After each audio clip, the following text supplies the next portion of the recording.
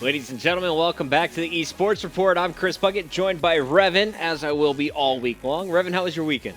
My weekend was pretty good. I sat in my room all weekend. I don't like the sunlight that much. The sun kind of burns my skin. Yeah, so it's pretty brutal.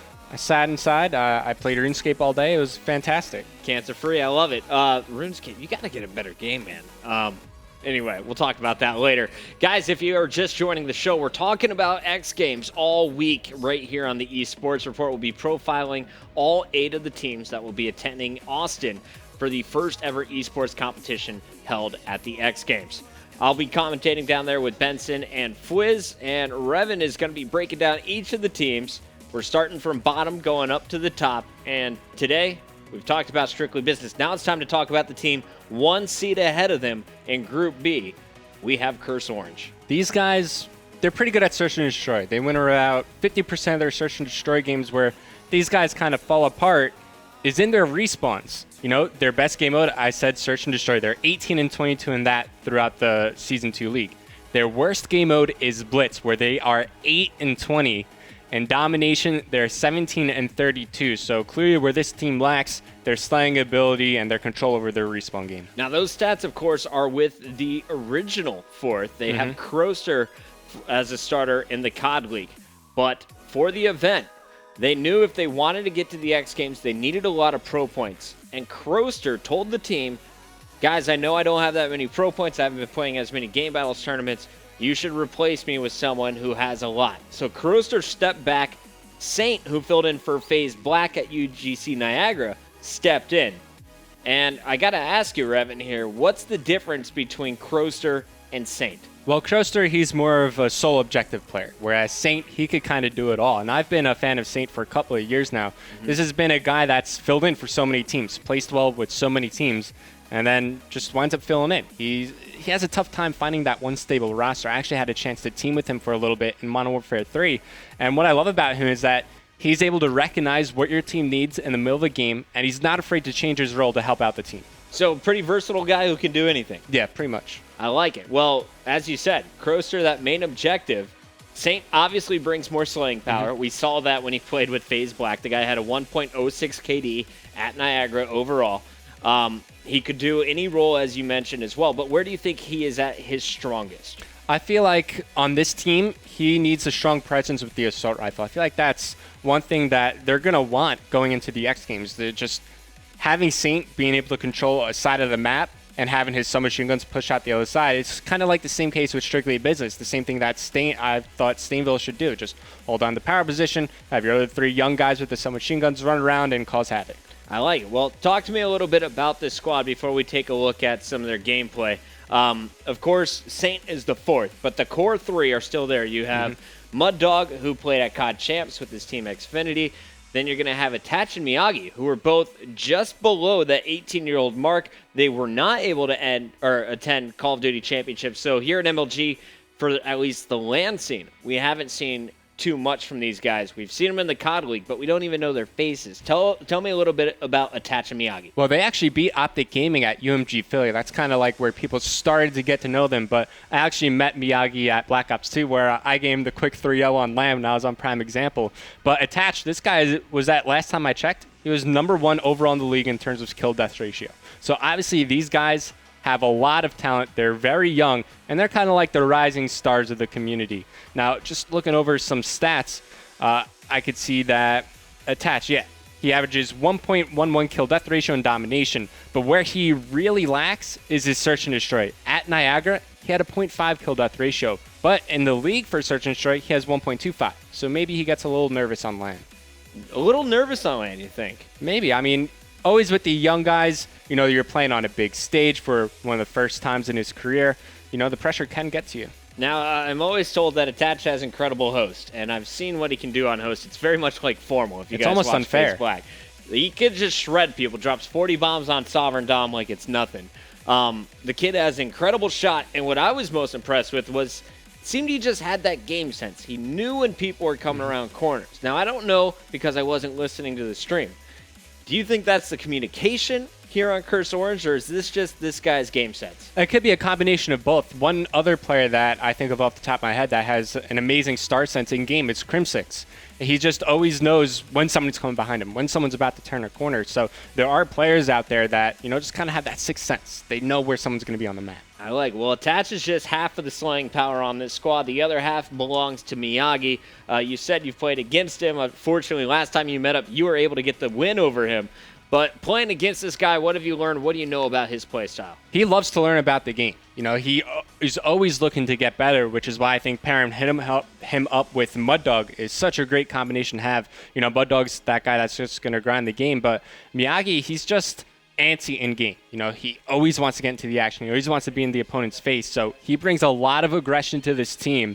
And we're going to see how Miyagi performs at the X Games, which is going to be an even bigger stage than the last LAN event he was at. Well, speaking of the X Games, let's take a look at their group. Now, remember, guys, we're going to have all 8 teams starting in group play. Out of the 2 groups, we're going to have 4 teams advance, 2 from each. In Group B, we got Curse Orange playing with FaZe Red, Optic Gaming, and Envious, some of the biggest names in competitive Call of Duty. Envy, the runners-up at COD Champs. Optic Gaming right behind them, just a difference of 1 game between these 2 squads. What are Curse Orange's chances of coming out of this group in your mind? Well, this is another tough group. I mean, it's going to be tough for all teams, but we've seen it before. Any team could be any other team on any given day. And Miyagi and Attach, they've already beat Optic Gaming. So if they get past Envious, if they match up against Optic, if Optic is able to win against FaZe Red, then, they've already beat them once. I'm sure they could do it again, but it all comes down to that first game. I think that first game of the tournament is going to be a make it or break it for Curse Orange. If they're able to show some great games, if they're able to perform well, then, you could predict them to have a good event. I'm looking kind of at the stats here, and one thing I've noticed is when it comes to KD ratio, let me read off the placings. This is the MLG Online COD League, but when it comes to the Blitz game mode, they have a .91. So they're in 7th place overall in terms of KD. When it comes to S&D, it goes up to .94, but that puts them in 8th place. Now, Domination, .92. That puts them in 9th place overall. They're 11th, only ahead of Strictly Business, an overall kills to death ratio. But that's with Kroster on the team, and Kroster was in the bottom 4 of all players in the COD League. Saint on this team, more slaying power. Do you think they have the same game mode strengths? Do they have different game mode strengths? What is Saint going to change here, and what do you expect to see the difference for Curse Orange when they face off against Envy in their first round? So because they're going to be losing Kroster, I think automatically they're going to lose a little bit of that objective presence in-game. But as you were just saying, they're going to gain a whole lot more in the Slayer department, which I think is going to help them out more than losing a little bit objective. Because as Stainville was saying, you always want more kills than the other team. It's never a bad thing. So Saint, I'm going to be looking for him to just have a field day out there, pick up as many kills as he can around the map, and we'll see if he could do it. All right, well, we're going to go to a video without Saint. Our squad, Curse Orange, looked pretty darn impressive at a few of their online matches. Here is one. I believe this is Blitz. We have Game 3. This is actually a LAN tournament. This is UGC Niagara against Carnage, a squad that has done so many upsets in the big 2K tournaments. Carnage versus Curse Orange, an early matchup in the losers bracket. Let's take a look at Game 3 Blitz. Carnage is up 3-1 right now, yeah. Carnage is up 3-1. And they're about to get another cap right now. Nice baiting trades going on. Can he pick it? Oh, he couldn't pick up the 2B spot. Oh, no. Miyagi. Miyagi has to stop Big this win huge by gunfight. Miyagi. That stopped it.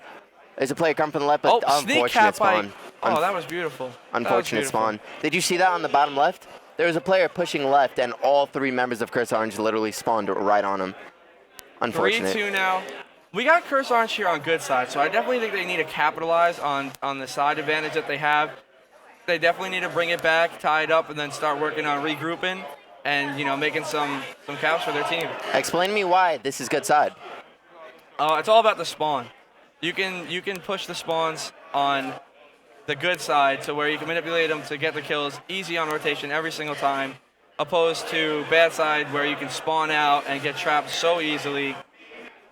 You want to hear something? Did you see Mud Dog get that knife right there? It was beautiful. He plays claw. He doesn't scuff knife. He plays claw. He plays claw. That's very impressive to get a knife like that. You see This is Mud Dog exactly what holding you were down talking Diner, about.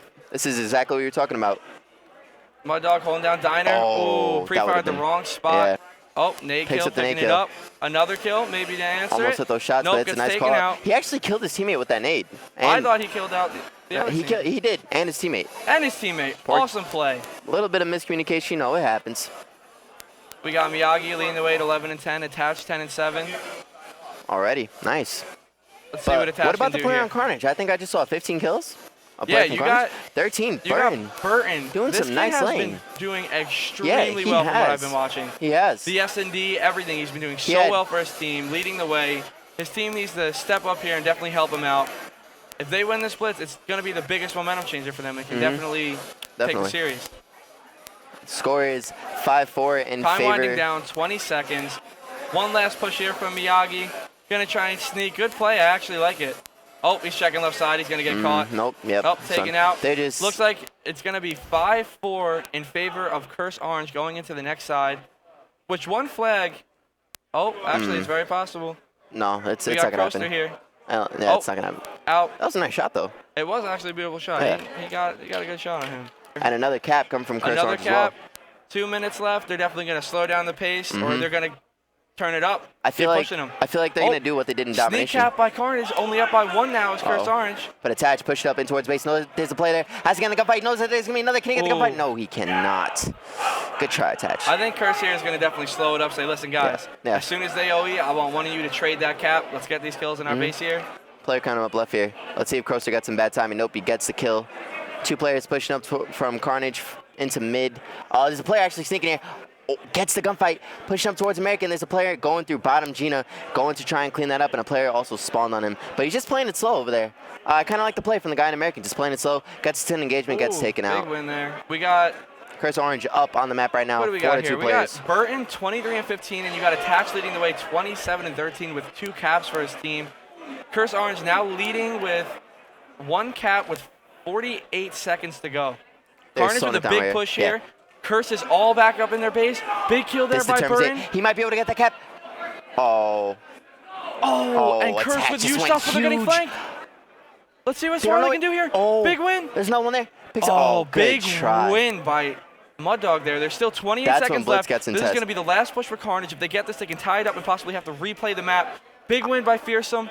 Pushing up, 20 seconds left. Final push by them. I'm Taken looking out. at that player at the left. Pushing through American. Who is that? Oh, no, Miyagi's going to pick him up. Miyagi's watching left. We got Croaster making sure they Let's can't see come how through it's top. going. Starting out. Oh, Miyagi gets taken out. He knows that there's no Burton player there. taken out Burton now. taken out. But there's a Coming player through Dynamite coming through Vicious. Dynamite. Can he get the cap? Big no, win. he can't. And Good that's try. going to seal And the that's gonna be deal game. here for Curse Orange, sweeping Team Carnage 3-0. Wow. Taking S&D, their best game type, working on the Warhawk Blitz, finishing them off 8-7. Attach. With the 3-0 victory. Look at Attach. Attach. Definitely ripping it. 30 30 and 15 with 2 caps. You want to know why he did so good? Because he's using my headset. He is using your headset. That's what- exactly what it is. That's why he did so good. And, you know, I'm glad he's keeping it going. But really good job. And Croaster getting those caps, man. So sneaky. Oh, definitely big plays for his team. Put him in a good position every single time. Yeah.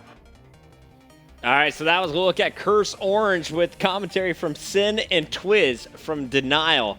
Gotta love it when the players hop on the microphones. Oh, yeah, without a doubt. And you saw Attach 30 and 15. Amazing game from him.